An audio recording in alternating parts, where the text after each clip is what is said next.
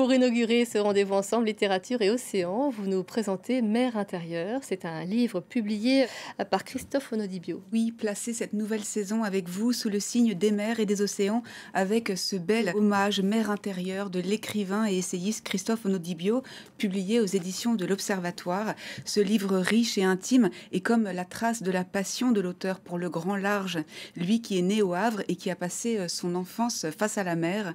C'est aussi une invitation à ne jamais cesser de contempler cet horizon bleu et à s'y glisser sur tous les rivages dans le monde entier, et peut-être aussi le contempler différemment et avoir à cœur de le protéger.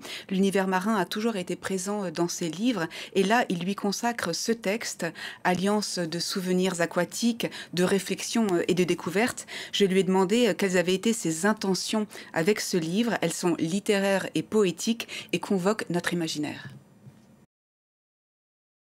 Si on veut sauver la mer, il faut sauver aussi l'imaginaire qui nous relie tous à la mer. Et donc j'ai regroupé dans une sorte de coffre à jouer, de coffre au trésor, de petits musées personnels, toutes les histoires de la mer qui me tiennent à cœur, que ce soit autobiographique, mythologique, il y a une partie sur les animaux, il y a un bestiaire, les grands livres sur la mer que j'adore avec quelques pépites, et puis des souvenirs personnels, notamment une question qui nous concerne tous, le souvenir du premier bain. La première fois qu'on s'est baigné dans la mer, qu'est-ce que ça nous a fait? Est-ce qu'on se souvient de ces sensations? Ça a compté pour tout le monde, le premier bain dans la mer. Je me souviens, je ne sais pas si c'était le premier bain, mais en tout cas, je me souviens de Noirmoutier, effectivement. On comprend en l'écoutant, Axel, que fiction et réalité sont entremêlées au cœur de ce livre. Oui, absolument. Aussi bien les histoires de pirates que les souvenirs d'enfance, simultanément les chasses au trésor et la passion réelle pour la plongée sous-marine, autant les mythologies grecques que les éléments biographiques. Ce grand-père qui soigne les bateaux, comme il dit si joliment, ce grand-oncle imprimeur sur le paquebot France. Bref, tout au long de ces pages, Christophe Onodibio rend hommage et partage avec le lecteur tout ce qu'il doit au grand large. Alors je lui ai demandé de quoi était faite cette gratitude envers la mer.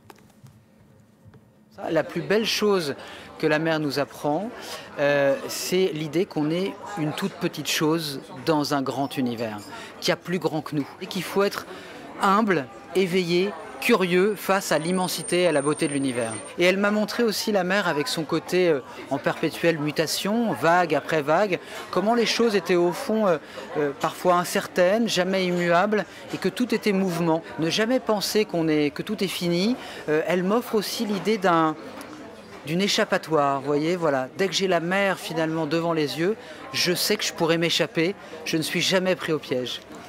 J'ai qu'une envie, c'est de repartir en vacances. Il faut qu'on arrête cette chronique, Axel. Nous savons aujourd'hui à quel point, effectivement, la mer nous est essentielle, nourricière essentielle à notre survie. C'est ce qui ressort bien dans ce livre. Oui, absolument. Cela traverse tout le livre, mais aussi tout ce que Christophe Onodibio ne cesse de dire depuis sa parution. Découvrir la richesse de l'univers marin, combien il est un monde en 3 dimensions et non seulement en 2, comme le serait un tableau plat, une étendue bleue. Et, il écrit que la mer est cet immense réservoir de rêves, d'aventures, d'expériences fondatrices, mais aussi de connaissances, qu'on ne sauvera pas la mer si on ne réveille pas les imaginaires, pour que les travaux des scientifiques trouvent un large écho. Et à la fin du livre, l'écrivain ouvre nos horizons avec l'idée de la sanctuarisation des océans.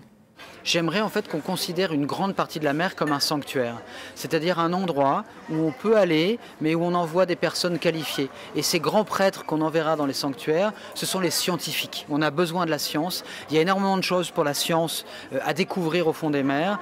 Et si on apprend à respecter justement ces mers, il en est plus que temps. On aura le temps justement de découvrir toutes ces merveilles qu'elle contient encore et qui pourraient bien nous sauver la vie. Et en plus d'une déclaration d'amour à la mer, c'est aussi une déclaration d'amour à la littérature et à la poésie. Oui, l'écrivain nous confie quelques-unes de ses références littéraires, les moins attendues, des auteurs grecs notamment, et d'autres plus connus, les incontournables 20 000 lieues sous les mers ou Moby Dick. Et il achève son livre en poésie aussi, et il partage en presque fin d'ouvrage une analyse poétique d'un vers en particulier qu'il aime beaucoup. On l'écoute. Je trouvais amusant à la fin de ce livre de proposer une bibliothèque liquide, c'est-à-dire les 4 ou 5 livres que j'ai envie de partager en fait sur l'imaginaire marin. Et là-dedans, il y a un poème, le plus court poème de la langue française. Il est dédié à la mer et à l'océan, il est d'Apollinaire, je vous le cite, « Et l'unique corps d'eau des trompettes marines. On peut tous essayer de plonger dans ce verre la grande énigme sur la mer et l'unique cordeau des trompettes marines. Guillaume Apollinaire. Voilà pour Apollinaire et ses trompettes marines. Et si on veut rester encore un peu dans le bleu profond, on peut découvrir l'exposition pensée par Jean de Loisy aux franciscaines à Deauville, ou feuilleter son catalogue, avec d'ailleurs en exergue une citation de Christophe Onodibio: « Tout plongeon est une ascension vers un bleu plus profond ». Et puis un dernier mot quand même pour recommander donc Mer intérieure de Christophe Onodibio. On peut aussi lire ses précédents livres. On peut aussi noter que Birman va être réédité dans les prochaines semaines, 18 ans après sa publication en 2007, avec une nouvelle préface de l'auteur. Un livre qui avait tant marqué. Merci infiniment, Axel, d'être venu sur ce plateau pour nous avoir permis de voyager, de retrouver cette pensée océanique qui a besoin de nous nourrir en cette rentrée. Merci à vous.